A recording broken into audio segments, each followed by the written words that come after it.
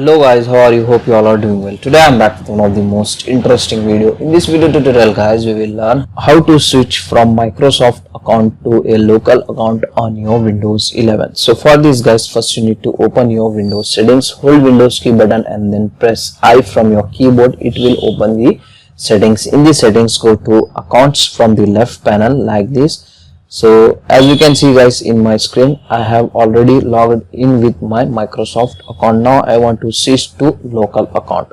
So and then scroll down here, you can get the option your info. Just click and open that. Okay, now scroll down here, you can get the option sign in with a local account instead. Just click on it simply. Okay, now it will show you this type of interface on your screen. Simply click on next like this.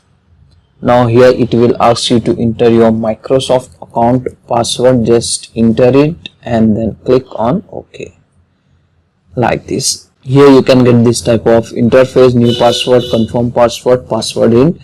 So I don't want to change any password, just I will leave it as it is and then click on next. Okay, now here you can get the option sign out and finish. Just click on it. Okay, so now guys, as you can see guys, our Microsoft account was signed out from our PC and here it will showing the local account. So this is the easy and very simple method to switch the account from Microsoft to local. Okay, so that's it for today guys. Hope you enjoy this video. If you enjoy, please guys like, share and subscribe to our channel. Thank you very much.